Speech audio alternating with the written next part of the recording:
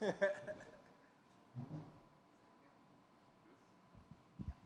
Michael, dating back to the Ultimate Fighter, man, it's like 13 years now that you've been competing at the highest level of the sport, man. Is it crazy to kind of think about that?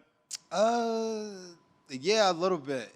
I really think about that, but I fall in love with it every day. 13 years, man, that's a long time staying on it. It's a long time to stay motivated, especially with a career like I've had. Been on a few losing streaks, been up, been down, been top 5 in the world, down to, ranked behind nobodies, having to fight my way back up and gain like a new level of respect. And, it's a change of the guards. I started in the older days, make me feel older. So now these new school fans and everybody, they don't really know kind of like who I am almost, so it's almost fun to get excited and get back. I feel that hunger again. And yeah, I'm excited for that. I know one thing that I think people don't get a lot of credit for is longevity. And me being in this organization for 13 years, fighting the best of the best for as long as I've done it. And yeah, and I'm still here, still running. And like I said last time, I'm gonna do this for 10 more years if I want. That's awesome.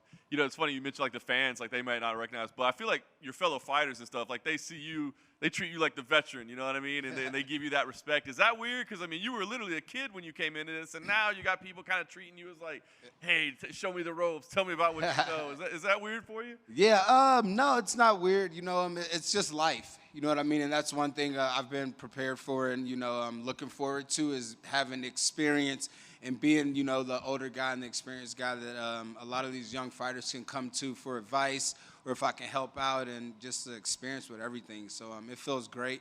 I'm blessed that I can have the opportunity to show, young fighters different things and different techniques and how to carry themselves and whatnot and just teach them about the business because I've been through it all and I've seen it all and it's all right.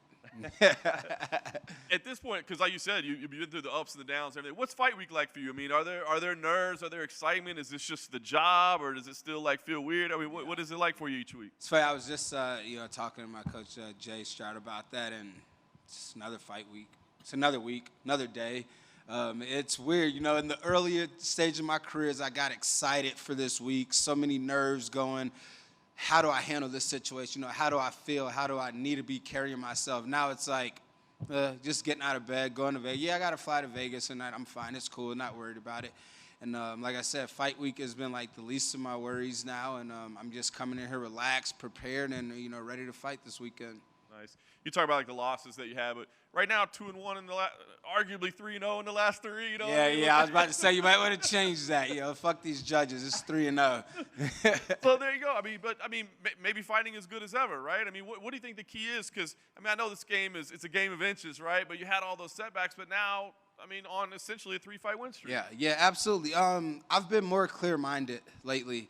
I've really took a step outside of myself to see, hey, where do I want to be in life? Like, what do I want? Stop taking this UFC for granted because you could lose it in like a second, So get back on your shit, get back on your grind, stay on it.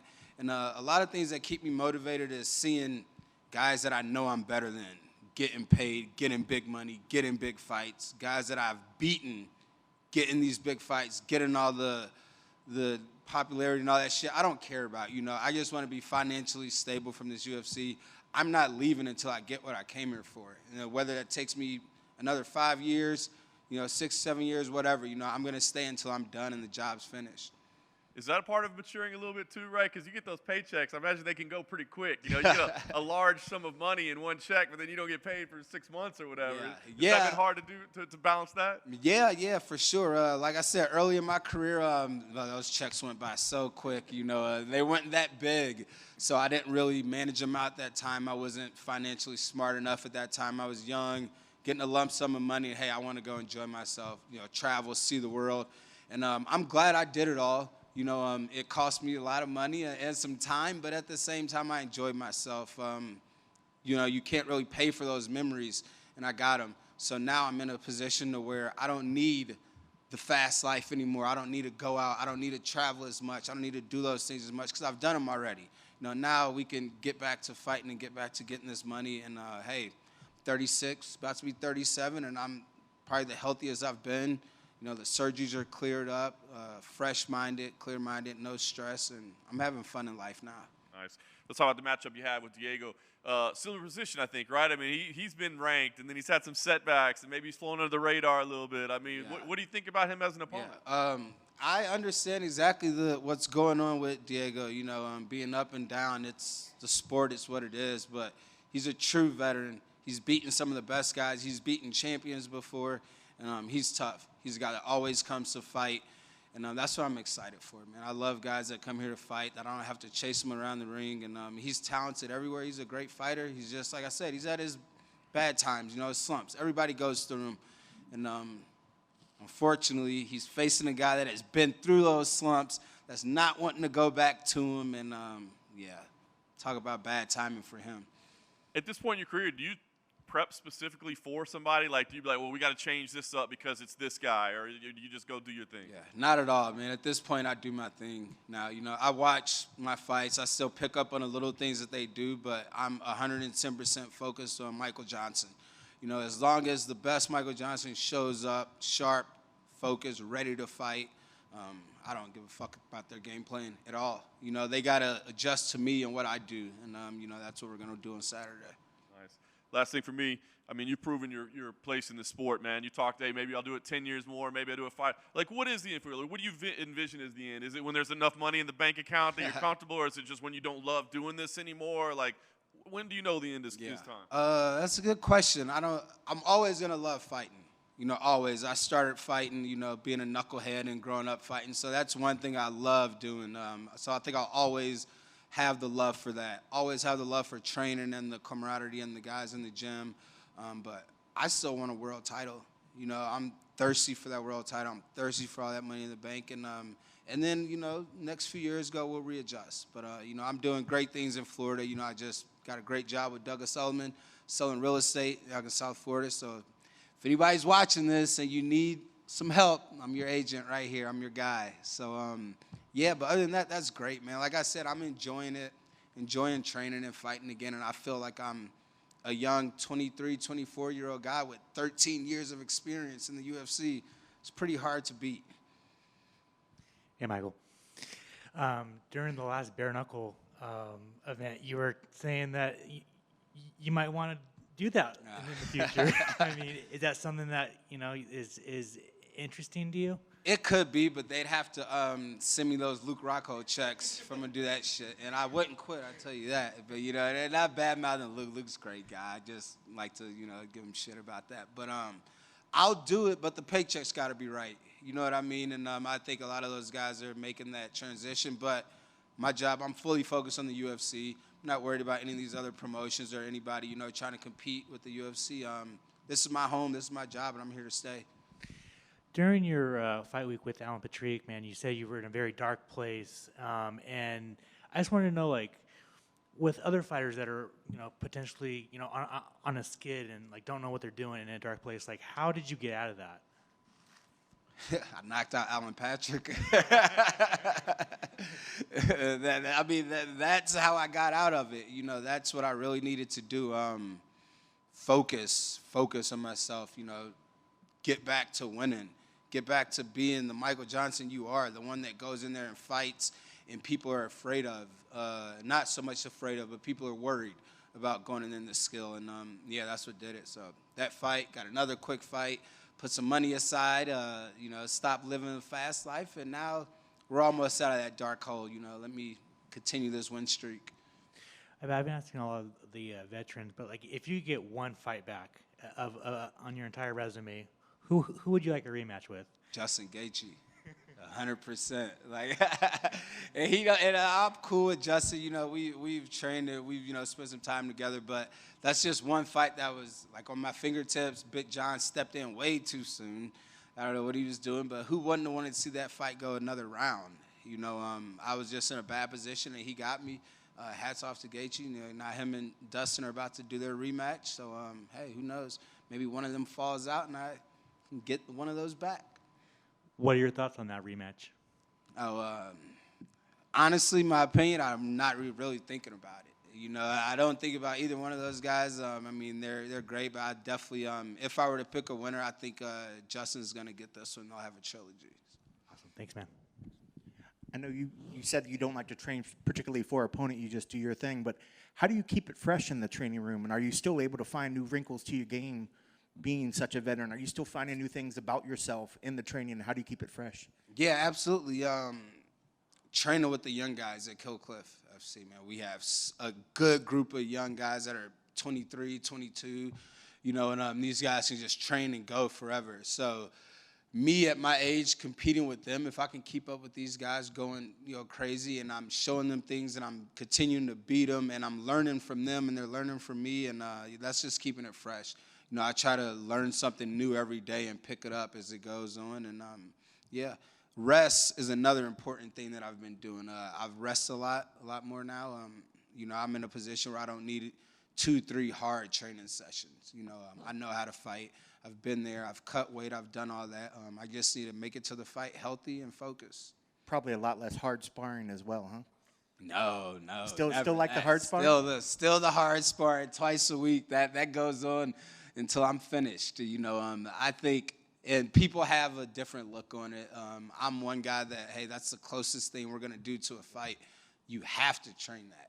Like, I'll take my 2-3 weeks off, and then I'll come back in, like, on a sparring day just to see where I am and what I need to work on and, like, what I need to fix and adjust and this and that. But, yeah, always hard sparring. Yeah. Jumping out of fighting, you were talking about real estate. What's been some of the funnest parts of real estate and maybe some of the biggest challenges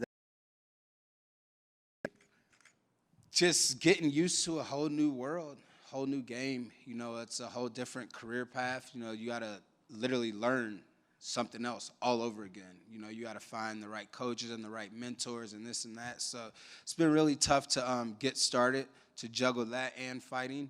You know, I'm training in the gym, and then I turn around and go sit in the office for, 5 hours, and I have to do a bunch of, like, work and grunt work. You know what I mean? Like, unfortunately, it sucks. Like, you always have to start small and work and, get to that level.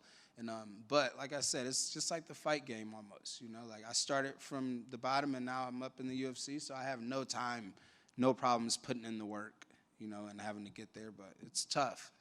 Yeah, I'm sure when it gets to closing, I'm sure you just give that UFC stare down, and then they just sign all the papers, right? Yeah, for sure. I'm still waiting on my first big closing.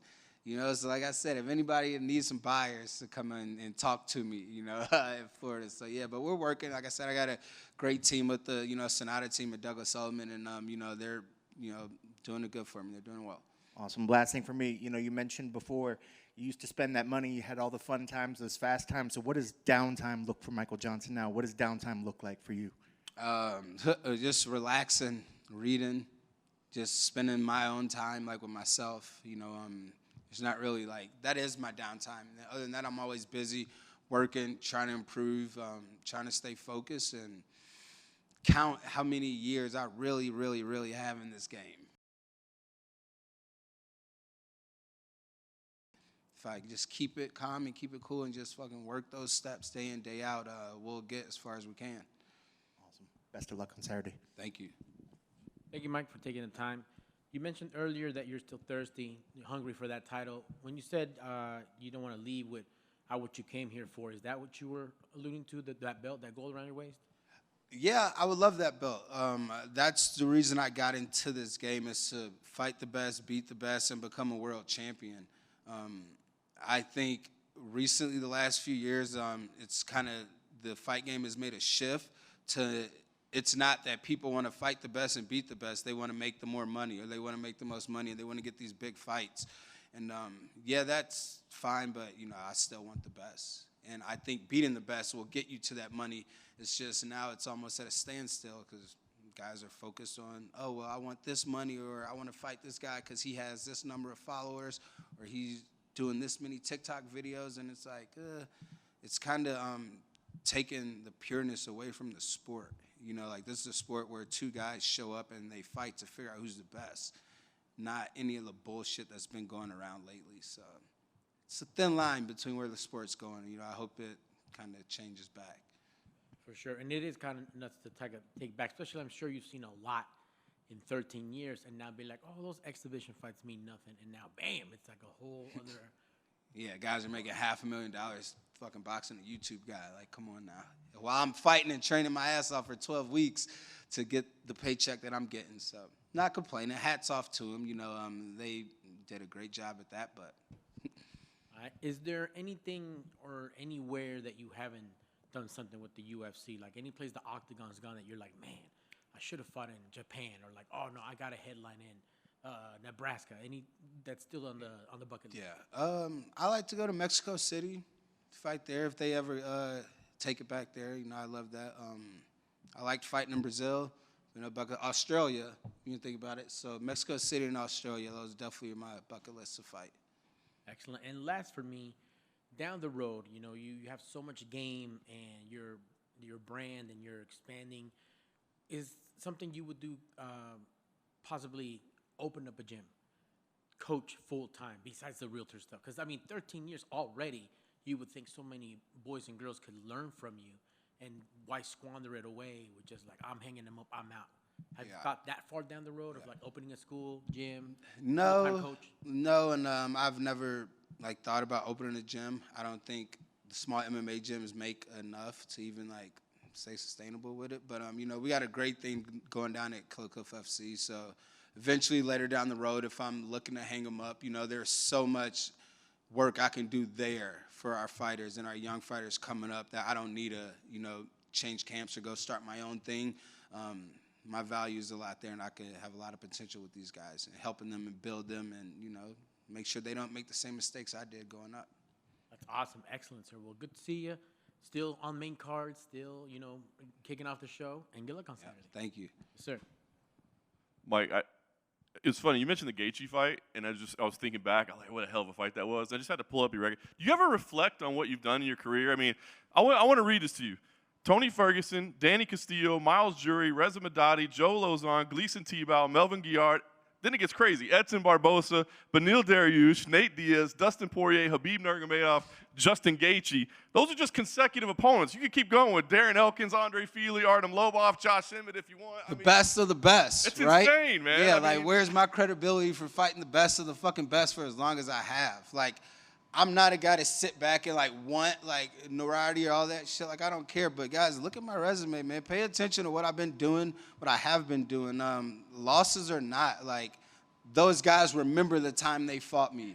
And you can ask those guys, I guarantee it. Name the top 3 or 4 fights you guys remember. I guarantee I'm one of the first or 2 names they'll say. And I'm willing to bet that money. So, like I said, man, I'm here. Putting another big name on that list, Diego Ferreira. Like, I don't want the guys that look like tomato cans, you know. I want the guys that are beating everybody. I want the guys that look like they can't be beat. You know, that's my challenge. You know, that's why I got into this game. So, yeah, it's a great list. We're adding to it. Michael, if I may, congratulations for this coming week's match. You're in real estate, and you have an exceptional way of reading a room. What is your take, and how do you read this week's fight? Yeah, I'm excited. Like I said, I think it's going to be a great fight. Diego's coming in here on a 3-fight losing streak, so he's going to come in hungry. And if he doesn't come in hungry, then that's on his mistake, you know. I don't think people know this, but I was going to fight him on the San Antonio card. I was going to fill in for 3 weeks. He said no, he wanted more time. So I take that as a little, oh, he wants more time to get prepared. But, hey, you give me 7 more weeks to train, like, no, you had your best bet when I was going to take it on 3 weeks' notice when I wasn't doing that much training. Now I'm here with a full camp and I'm ready. So, yeah, I just read that everybody's excited. I'm looking forward to this card, and this could be the biggest card of the fight. Thank you.